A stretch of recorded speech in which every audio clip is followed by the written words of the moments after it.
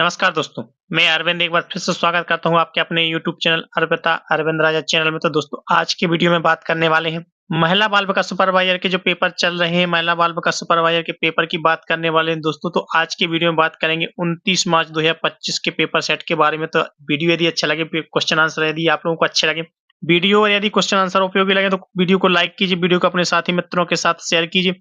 और जो दोस्त जो छात्र छात्राएं चैनल पर पहली बार विजिट कर रहे हैं तो अपने चैनल अर्पिता अरविंद राजा चैनल को सब्सक्राइब जरूर करके रखिए दोस्तों, क्योंकि हम आपके लिए रोज रोज नए वीडियो, नए पेपर सेट, नए क्वेश्चन आंसर लेके आते रहते हैं। आपकी तैयारी बेहतर करवाने के लिए आपके साथ आते रहते हैं साथियों। तो अपने चैनल को सब्सक्राइब करना ना भूलें। तो दोस्तों वीडियो में आगे बढ़ते हैं, बात कर लेते हैं दोस्तों 29 मार्च को हुए पेपर के बारे में। तो 29 मार्च को जो क्वेश्चन पूछा गया, 29 मार्च के क्वेश्चन की पेपर की बात कर लेते हैं। तो पहला क्वेश्चन है, जन्म से 4 माह के बच्चे को या जन्म से 4 माह के बच्चे का आहार होना चाहिए। तो जन्म से जो 4 माह का बच्चा होता है, जो नवजात शिशु होता है, तो उसके लिए आहार होना चाहिए ठोस आहार, अर्ध ठोस आहार, पूरक आहार या माँ का दूध। तो उसके लिए होना चाहिए माँ का दूध। माँ का दूध क्या होगा इसका राइट आंसर, क्योंकि जन्म से लेकर 0 से लेकर 6 माह तक माँ का दूध ही नवजात शिशु को दिया जाता है।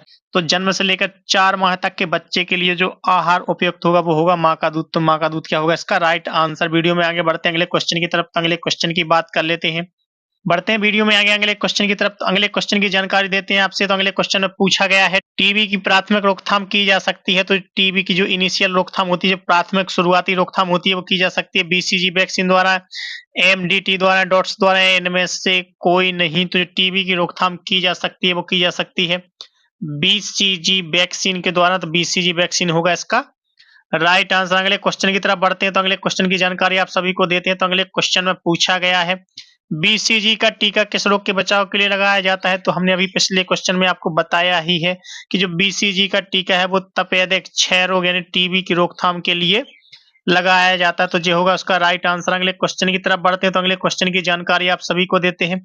तो अगले क्वेश्चन में पूछा गया है, शरीर का तापमान बुखार बढ़ने पर चयापचय की दर बढ़ती है घटती है, कोई परिवर्तन नहीं होता है, कभी घटती है या कभी बढ़ती है। शरीर का तापमान बढ़ने पर, बुखार बढ़ने पर चयापचय क्या होती है। तो चयापचय होती है वो बढ़ती है, बढ़ती होगा इसका राइट आंसर। अगले क्वेश्चन की तरफ बढ़ते हैं। तो अगले क्वेश्चन का डिस्कशन आप सभी के साथ करते हैं। तो अगले क्वेश्चन में पूछ लिया गया, 2.5 माह की आयु में शिशु को कौन सा टीका दिया जाता है। 2.5 माह की आयु में शिशु को कौन सा टीका दिया जाता है, डीपीटी का द्वितीय टीका, डीपीटी का प्रथम टीका, खसरा का टीका या इनमें से कोई नहीं। तो 2.5 माह के बच्चे को, 2.5 माह के नवजात शिशु को जो जो टीका दिया जाता है वो दिया जाता है डीपीटी का द्वितीय टीका। तो डीपीटी का द्वितीय टीका क्या होगा इसका राइट आंसर। अगले क्वेश्चन की तरफ बढ़ते हैं।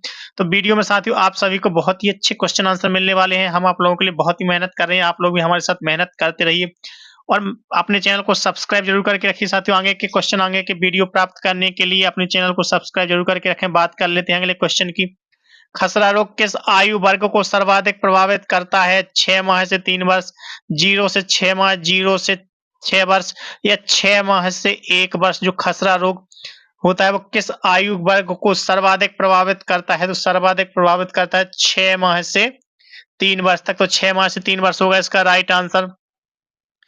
तो क्वेश्चन आंसर आप लोगों को यदि अच्छे लग रहे हैं और वीडियो आप लोगों को उपयोगी लग रहे हैं तो अपने वीडियो को लाइक और शेयर करना ना भूलें और कमेंट्स करके जरूर बताएं साथियों कि आप लोगों की तैयारी कैसी चल रही है, क्वेश्चन आंसर आप सभी को कैसे लग रहे हैं। तो कमेंट्स करके जरूर बताएं। वीडियो में आप सभी हमें बात कर लेते हैं अगले क्वेश्चन की। तो बालकों को विटामिन ए की खुराक दी जाती है आंखों की सुरक्षा के लिए, वृद्धि विकास के लिए, हड्डियों की मजबूती के लिए, इनमें से कोई नहीं।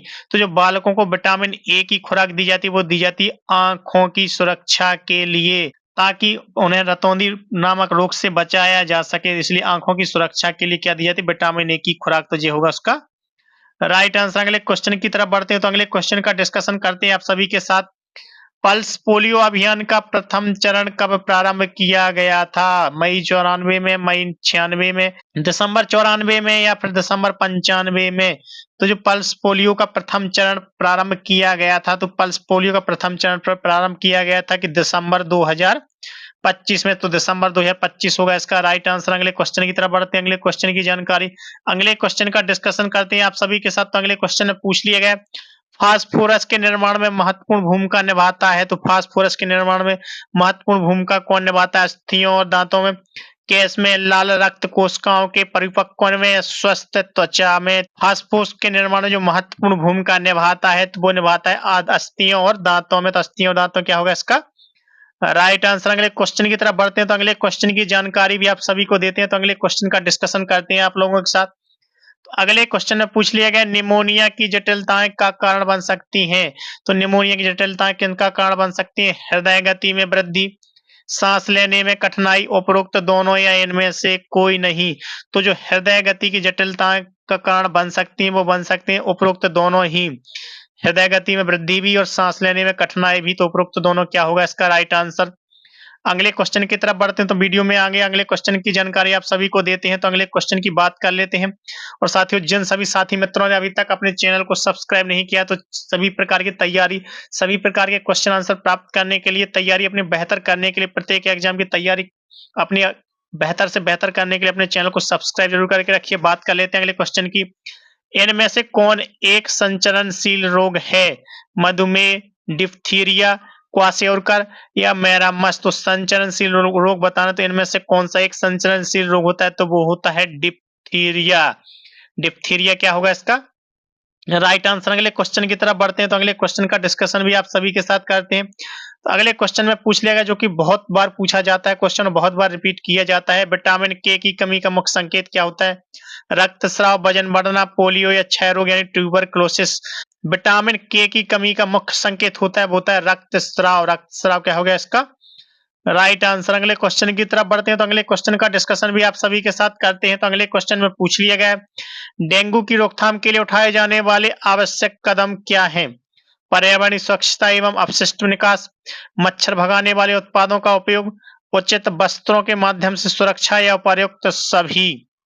तो डेंगू की रोकथाम के लिए उठाए जाने वाले जो आवश्यक कदम होते हैं वो पर्यावरणीय सुरक्षता एवं अपशिष्ट पदार्थ का निकास भी होता है, मच्छर भगाने वाले उत्पादों का उपयोग करना भी होता है, उचित वस्त्रों के माध्यम से सुरक्षा भी होती है। तो उपर्युक्त सभी क्या होगा इसका राइट आंसर। अगले क्वेश्चन की तरफ बढ़ते हैं। तो अगले क्वेश्चन का डिस्कशन भी आप सभी के साथ करते हैं। तो अगले क्वेश्चन में पूछा गया है प्रोग्राम में त्रुटि जिसे गलत या अनुपयुक्त परिणाम उत्पन्न होते हैं उसे कहते हैं बाइट, बग, यूनिट प्रॉब्लम या प्रोग्रामिंग एरर। तो जो प्रोग्रामिंग में त्रुटि जिससे गलत या अनुपयुक्त परिणाम उत्पन्न होते हैं तो उसे क्या कहते हैं? तो उसे कहते हैं बग। बग क्या होगा इसका राइट आंसर। अगले क्वेश्चन की बात कर लेते हैं। तो अगले क्वेश्चन का डिस्कशन आप सभी के साथ करते हैं। साथियों, यदि आप लोगों को वीडियो और क्वेश्चन आंसर आप सभी को अच्छे लग रहे हैं तो अपने वीडियो को लाइक और शेयर करना ना भूलें और कमेंट्स करके जरूर बताएं कि आप लोगों के जितने भी क्वेश्चन हम आपके वीडियो में कराते हैं तो आप सॉल्व करके देखते हैं, तो आपके सॉल्व करने पर आपके कितने क्वेश्चन सही और कितने गलत होते हैं तो हमें कमेंट्स करके जरूर बताएं। बात कर लेते हैं अगले क्वेश्चन की।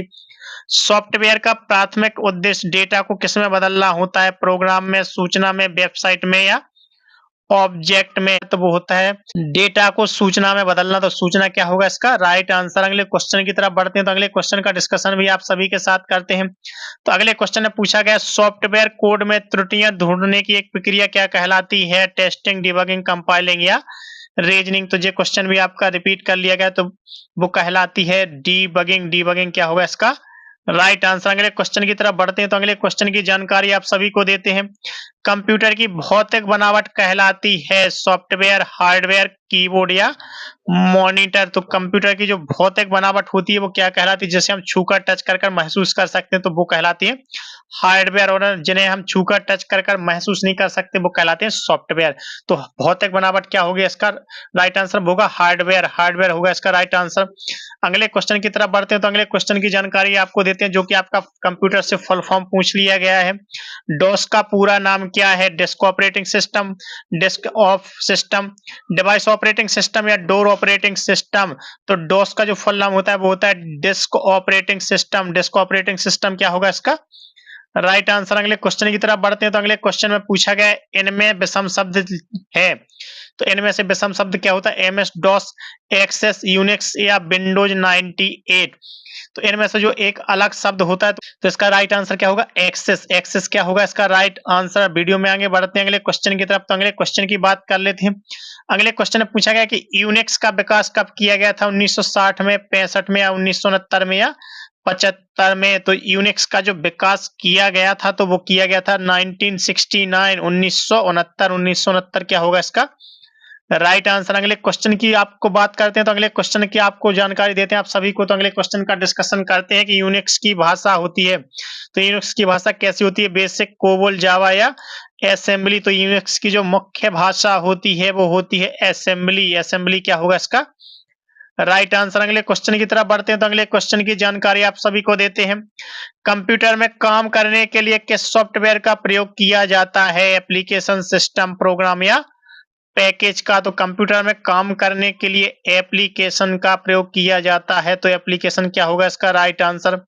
अगले क्वेश्चन का डिस्कशन भी आप सभी के साथ करते हैं तो अगले क्वेश्चन में पूछ लिया गया है कौन सा सॉफ्टवेयर कंप्यूटर के हार्डवेयर को नियंत्रित करता है, सिस्टम, एप्लीकेशन, प्रोग्राम या मेमोरी। तो है कौन सा सॉफ्टवेयर होता है जो कंप्यूटर के हार्डवेयर को नियंत्रित करता है, तो करता है सिस्टम। सिस्टम होगा इसका राइट आंसर।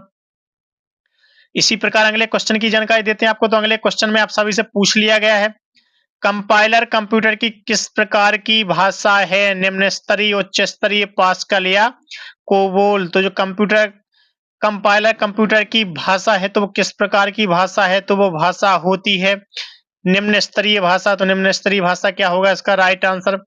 अगले क्वेश्चन की तरफ बढ़ते हैं तो अगले क्वेश्चन का डिस्कशन आप सभी के साथ करते हैं। कंप्यूटर में उपयोग लिए बाजार में बिकने वाले प्रोग्राम को क्या कहते हैं, software package, software program, software system या सॉफ्टवेयर भाषा। तो वो कहलाते हैं सॉफ्टवेयर पैकेज। सॉफ्टवेयर पैकेज क्या होगा इसका राइट आंसर।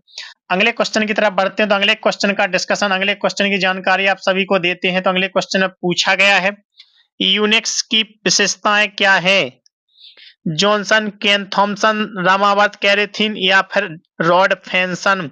तो यूनिक्स की जो प्रमुख विशेषताएं होती हैं वो विशेषताएं होती हैं केन थॉमसन। केन थॉमसन क्या होगा इसका राइट आंसर। अगले क्वेश्चन की तरफ बढ़ते हैं तो अगले क्वेश्चन की जानकारी भी आप सभी को देते हैं। तो अगले क्वेश्चन में पूछ लिया गया है कंप्यूटर की असेंबली भाषा में लिखे गए प्रोग्राम को मशीन भाषा में बदलने का काम करता है कंपाइलर, असेंबलर, इंटरप्रेटर या प्रोसेसर। तो कंप्यूटर की जो असेंबली भाषा होती है उस प्रोग्राम को मशीन भाषा में बदलने का काम कौन करता है, तो वो करता है असेंबलर। असेंबलर होगा इसका राइट आंसर। अगले क्वेश्चन का डिस्कशन करते हैं आप सभी के साथ। तो अगले क्वेश्चन की जानकारी देते हैं हार्डवेयर और सॉफ्टवेयर के बीच संबंध बनाने की तकनीक या सुविधा को कहा जाता है इंटरनेट, इंटरक्रोम, ईप्रोम या फिर इंटरफेस। तो हार्डवेयर और सॉफ्टवेयर के बीच में जो संबंध बनाने की तकनीक होती है तो उसे कहा जाता है इंटरफेस। इंटरफेस क्या होगा इसका राइट आंसर। अगले क्वेश्चन का डिस्कशन भी आपको करते हैं तो अगले क्वेश्चन की जानकारी देते हैं जो कि आपका रीजनिंग से पूछ लिया गया है। तो अगला क्वेश्चन जो कि आपका रीजनिंग से पूछ लिया गया है कि GEC को यदि 8642 लिखा जाए तो HFBD को क्या लिखा जाएगा। तो दोस्तों जो इसका अल्फाबेट में जो कोड होता है तो इसका कोड कितना होता है 7, यानी ABCD से यदि काउंट किया जाए 1 2 3 से, यदि ABCD 1 2 3 से काउंट किया जाए तो इसका स्थान होता है 7। लेकिन दोस्तों इसमें 1 प्लस करके यानी 8 लिखा गया है, साथ में 1 प्लस करके यानी 8 लिखा गया है। ई का जो कोड होता है वो होता है 5वां, लेकिन इसमें 1 प्लस करके क्या लिखा गया है 6 लिखा गया है। ऐसे सी का होता है 3रा तो इसका 1 प्लस करके 4 लिखा गया है। और ए का होता है पहला तो 1 प्लस करके 2 लिखा गया है। तो इसी तरह दोस्तों आप HFBD को भी प्लस करके लिखेंगे, HFBD को प्लस करके लिखेंगे। अब H का जो कोड होता है वो ABCD में जो H का कोड होता है वो 8 होता है, यदि 8 में 1 प्लस करेंगे तो 9 आएगा। F का जो कोड होता है वो होता है 6, यदि इसमें 1 प्लस करेंगे तो 7 आएगा। B का होता है 2, यदि 1 प्लस करेंगे तो 3 आएगा। D का होता है 4, यदि 1 प्लस करेंगे तो 5 आएगा। 9 7 3 5, अब 9 7 3 5 देखेंगे किसमें, तो 9 7 3 5 है आपका इस वाले में, तो सी होगा इसका राइट आंसर। अगले क्वेश्चन की तरफ बढ़ते हैं तो अगले क्वेश्चन की बात कर लेते हैं। तो अगले क्वेश्चन जो कि आपका रीजनिंग से ही पूछ लिया गया है, तो रीजनिंग से पूछा गया है जिस प्रकार पुस्तक कागज से बनाई जाती है तो रोटी किससे बनाई जाती है, मक्खन से, केक से, बिस्कुट से या आटा से। तो रोटी बनाई जाती है आटा से, तो आटा होगा इसका राइट आंसर। अगले क्वेश्चन की जानकारी आपको देते हैं। तो अगला क्वेश्चन भी आपका पूछ लिया गया है, वो भी आपका रीजनिंग से ही पूछ लिया गया है। कमरा में जिस प्रकार फर्श होता है तो नदी में क्या होती है, मछली, मगर, तल या पानी। तो नदी में होता है तल, तल होगा उसका राइट आंसर। अगले क्वेश्चन की तरफ बढ़ते हैं, अगले क्वेश्चन की जानकारी देते हैं आपको। तो अगला क्वेश्चन भी आपका रीजनिंग से ही पूछ लिया गया है। आहार आदमी के लिए आवश्यक होता है तो ईंधन के लिए ईंधन से क्या होती है, आग होती है, गर्मी, धुआं या लकड़ी, तो आहार से आदमी जिस प्रकार संबंधित होता है उसी प्रकार ईंधन से संबंधित होती है, तो वो होती है आग। आग क्या होगा इसका राइट आंसर। अगले क्वेश्चन की तरफ बढ़ते हैं, तो अगले क्वेश्चन की जानकारी देते हैं आपको। तो अगला क्वेश्चन भी आपका रीजनिंग से ही पूछ लिया गया है। लकड़ी मेज से बनी होती है, तो चाकू किससे बनी होती है? जिस प्रकार लकड़ी का संबंध मेज से होता है, तो चाकू का संबंध किससे होता है? कांटा, आरी, कुर्सी या स्टील, तो वो होता है स्टील से, तो स्टील होगा इसका राइट आंसर। अगले क्वेश्चन की तरफ बढ़ते हैं, तो अगले क्वेश्चन की जानकारी आप सभी को देते हैं।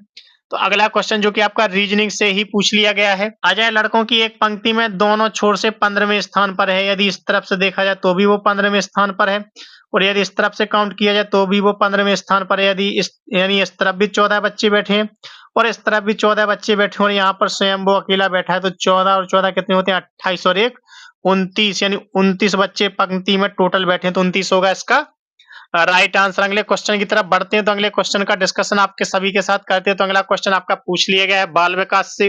मन का मानचित्रण संबंधित है साहसिक कार्यों की क्रिया योजना से, बोध बढ़ाने की तकनीक से, मन की क्रियाशीलता पर अनुसंधान से, मन का चित्र बनाने से। तो मन का जो मानचित्र चित्रण संबंधित होता है, तो वो संबंधित होता है मन की क्रियाशीलता पर अनुसंधान से, तो ये होगा इसका राइट आंसर। अगले क्वेश्चन की तरफ बढ़ते हैं, तो अगले क्वेश्चन की जानकारी भी आप सभी को देते हैं। वह कौन सा कथन है जहां बच्चे संज्ञानात्मक विकास को सबसे बेहतर तरीके से परिभाषित किया जा सकता है? विद्यालय एवं पर्यावरण, खेल का मैदान, सभागार या फिर घर, तो वो होता है, तो इसका जो राइट आंसर होगा वो होगा विद्यालय एवं कक्षा का पर्यावरण, कक्षा का वातावरण, तो ये होगा इसका राइट आंसर। अगले क्वेश्चन की तरफ बढ़ते हैं, तो अगले क्वेश्चन की जानकारी आप सभी को देते हैं। तो अगले क्वेश्चन पूछा गया, बच्चे दुनिया के बारे में अपनी समझ का सृजन करते हैं, इसका श्रेय किसको जाता है? पेवलोव, पियाजे, स्किनर या इनमें से कोई नहीं, तो इसका जो श्रेय जाता है, तो वो श्रेय जाता है पियाजे जी को, तो पियाजे होगा इसका राइट आंसर। तो बढ़ते हैं साथियों आज के वीडियो के लास्ट क्वेश्चन की तरफ। तो आज के वीडियो के लास्ट क्वेश्चन की बात कर लेते हैं। परिवार एक साधन है अनौपचारिक शिक्षा का, दूरस्थ शिक्षा का, गैर औपचारिक शिक्षा का या औपचारिक शिक्षा का? तो परिवार जो एक साधन होता है वो होता है अनौपचारिक शिक्षा का, जो विद्यालय पूर्व शिक्षा दी जाती है वो दी जाती है परिवार में। तो अनौपचारिक शिक्षा क्या होगा इसका राइट आंसर। जबकि औपचारिक आपकी शिक्षा शुरू होती है वो होती है आपकी विद्यालय में। यदि विद्यालय की शिक्षा पूछी जाए तो वो होती है औपचारिक, और परिवार की जो शिक्षा होती है वो होती है अनौपचारिक। तो अनौपचारिक शिक्षा क्या होगा इसका राइट आंसर। तो साथियों आज के वीडियो में हमने आपको टोटल 38 क्वेश्चन कंप्लीट कराए हैं, जो कि आपके आने वाले एग्जाम में, आने वाले शिफ्ट में, किसी भी शिफ्ट में यहाँ से क्वेश्चन पूछे जा सकते हैं। तो कोई भी क्वेश्चन मिस मत करिए, पूरा वीडियो एंड तक देखिए। यदि आप लोगों को वीडियो अच्छा लगा तो वीडियो को लाइक करिए, वीडियो को अपने साथी मित्रों के साथ, अपने फैमिली वालों के साथ, जो पेपर देने जाने वाले महिला बाल विकास सुपरवाइजर का, तो उनके साथ अपने वीडियो को शेयर करिए, और अपने चैनल अर्पिता अरविंद राजा चैनल को सब्सक्राइब जरूर करके रखिए। साथियों आगे के आने वाले वीडियो, आगे के आने वाले क्वेश्चन प्राप्त करने के लिए अपने चैनल को सब्सक्राइब जरूर करके रखें। मिलते हैं दोस्तों कल एक नए पेपर सेट के साथ, एक नए वीडियो में बेहतरीन क्वेश्चन आंसर के साथ, जो कि आपकी तैयारी को बेहतर स्वरूप देंगे। जो पेपर देने जाने वाले हैं 1, 2, 3 और 4 अप्रैल के लिए, तो उन सभी के लिए बेहतर क्वेश्चन आंसर हम आपके लिए कल लेकर आने वाले हैं। तो अपने चैनल को सब्सक्राइब कर लीजिए। मिलते हैं कल साथियों एक नए वीडियो में, तब तक के लिए धन्यवाद। जय हिंद दोस्तों।